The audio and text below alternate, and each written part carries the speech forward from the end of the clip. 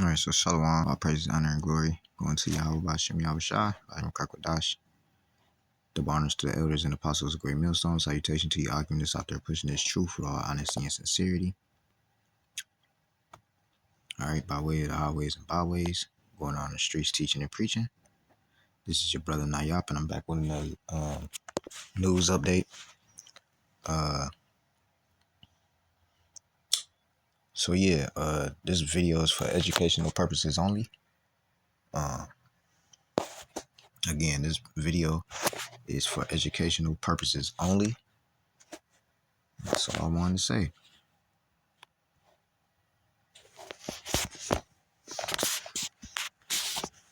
You start to figure out everything they told you about World War II was a lie. Then you figure out that Hitler had Jews in his military. Was it really 6 million? Were the gas chambers real? The door opens from the inside. These chimneys were built after the Russians took over. Wait, a lot of them died from typhus? Now you're really starting to get into fucking craziness. Then you find out about the Havar Agreement, that he allowed the Jews to leave Nazi Germany peacefully with all their resources intact. Then you start to question, wait, did he really hate them as much as they say? He let them leave with all their resources almost. Chariot. Planes don't fly that close. Oh my God! What is it doing? No, oh, I can't do it. It's flying around. There's 2 lines now. Oh, it's flying around it. It's flying around it. There's 2 lines now. It's so many of them. My heart is beating. Okay, hold on. Okay, let me get off it. My heart coming out my chest right now, bro. Look, my heart coming out my chest right now. Y'all, I got real alien activity going on. They circling that it came out of the ocean. That is not a moon, and it is not a sun. It's 10 o'clock at night. I seen it come out of the ocean, y'all. There are fucking ships. I don't know what the fuck these are. They're flying around it. They're circling it. There's one above it. There's one on each side of it. There's one right there. There's one right there. Y'all can't see them. I don't know if y'all see them blinking. Do you see them? Okay, they're going towards that. We seen it come out of the fucking sea. We seen the...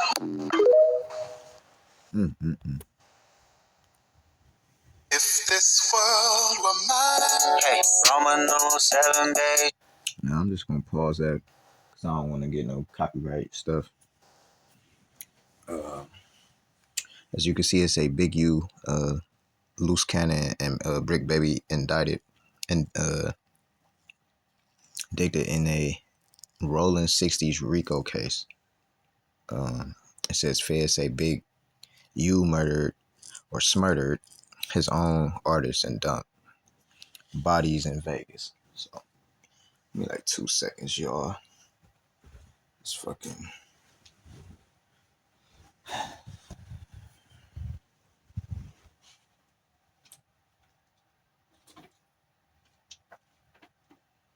Alright, Con, my bad.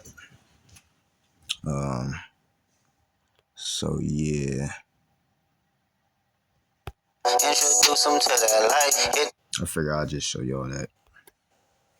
I hope these reports are inaccurate, that Jackie Robinson's profile has been removed from DOD websites. Please tell me that this is not true. Sadly, it is, Joe. A page dedicated to Hall of Famer Jackie Robinson's military history has been removed from the Department of Defense's website. A previously existing article about Robinson's time in the Army during World War II now shows one of those page not found errors, and the new webpage URL includes DEI before the story's headline, indicating it might have been taken down as part of the Trump administration's efforts to eliminate federal DEI programs. And Congressman, this is not the only one.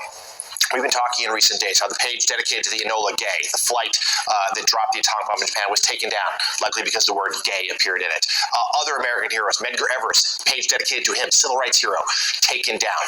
Jackie Robinson is the epitome of American hero and a veteran, and yet erased from the Department of Defense's website.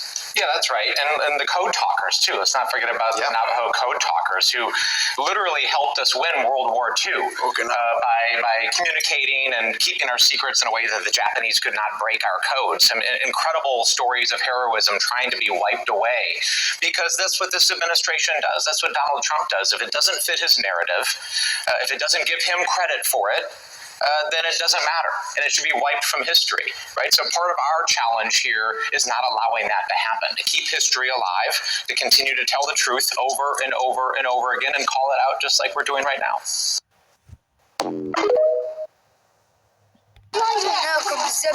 Now, I wanted to pause the video on this because all these little heathens right here, these are all heathens. And basically, you know, they mad at Esau, which is the so-called white man, because, you know, they getting all their stuff basically, like, you know, bombed. All this shit turned into rubble, and I think it's up to like 1,100 deaths now. The people that's over there, all these little heathens and they moms and dads and things like that, they got them laying out on the ground. A lot of them don't have proper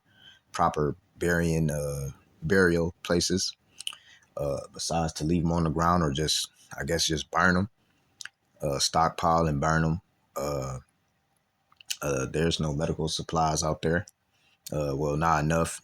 I believe they ran out of painkillers and anesthesia. So, and I heard this from a nurse or a doctor that was helping the kids out there.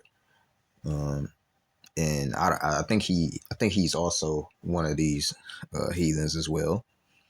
But he was saying that they don't have anesthesia, so a lot of them just getting amputated, arms amputated, legs amputated.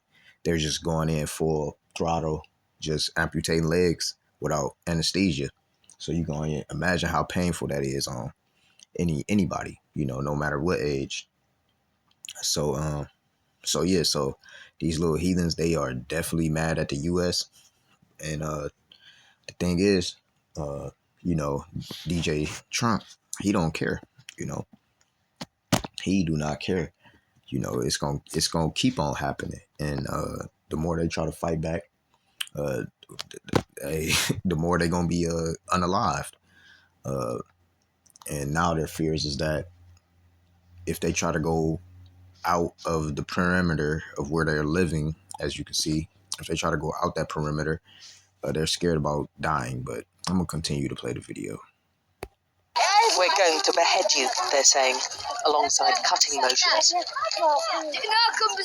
Look how young these kids are. I mean, some of them don't look more than 6, 8, 10, but they're making very violent gestures towards us. And this is what many are worried about, because they have been kept in this very difficult situation for so many years. And those are the ones, these young people, who they fear might be used as IS recruits.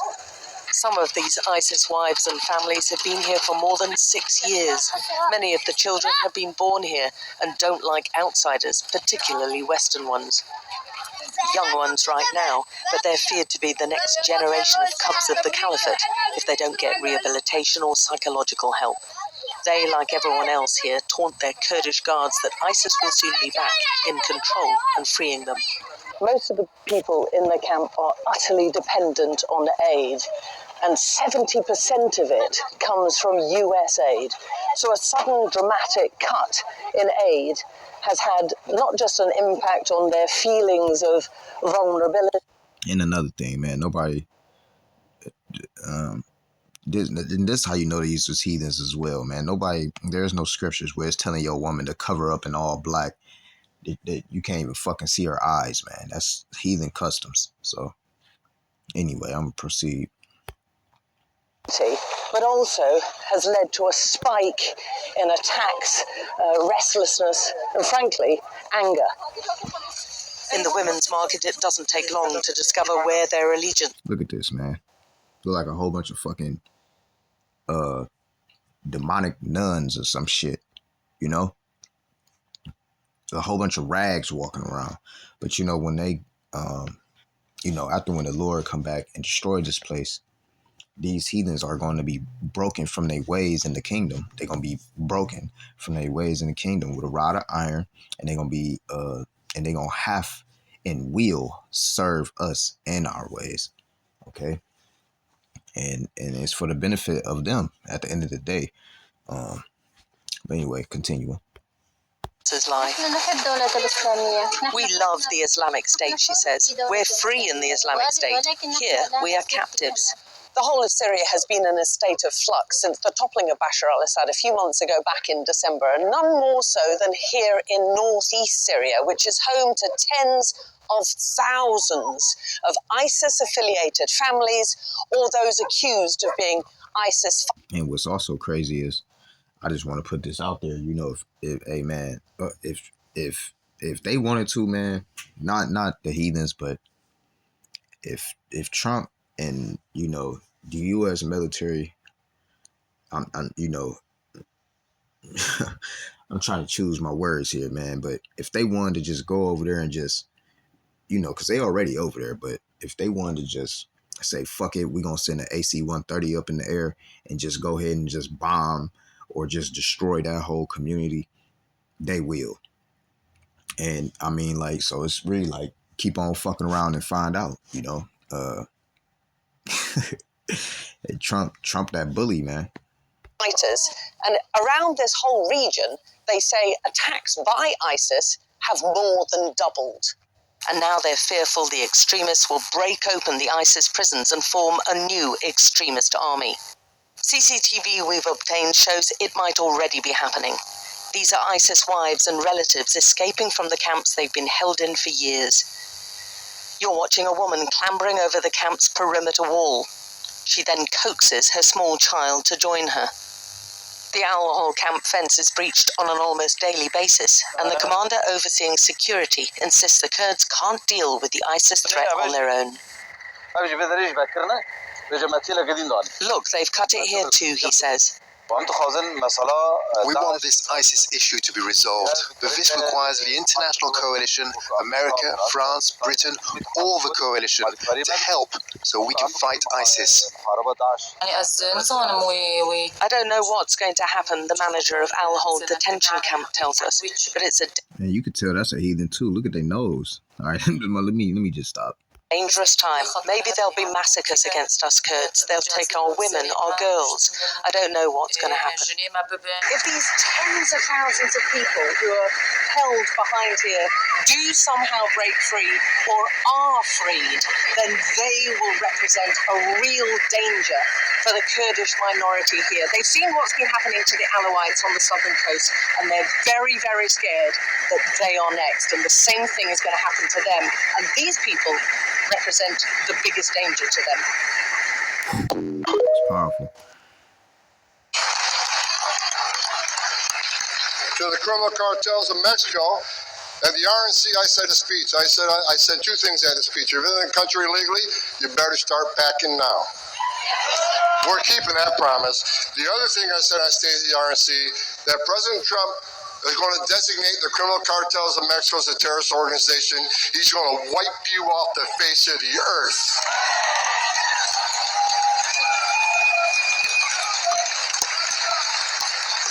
After I said that, of course, I got numerous death threats. They've doubled the size of my security detail because all the cartels want to take Homa now. Well, I'll tell you what, come get some.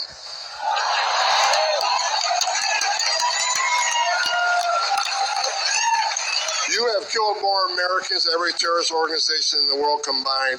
You are now a terrorist organization. So word out to anybody that assists them, anybody that sells their drugs on the street, anybody that assists these cartels in any way, you are helping a terrorist organization, and the weight of the world's coming down on you.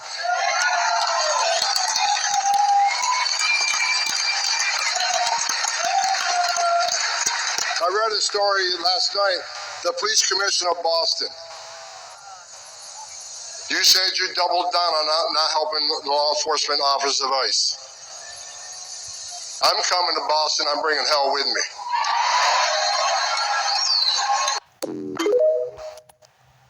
And that's it, man. So with that, Lord willing, this was edifying, man. Any brothers and sisters make some, well, I said sisters, Salakia. Any brothers make a lesson off of this or anything like that, it's up. As you can see, times is getting more and more rough. So yeah, man. With that, I'm giving all praises, honor, and glory going to Yahweh Bashem, Yahushua Bashem, Kakwadash. Until next time, Shalom.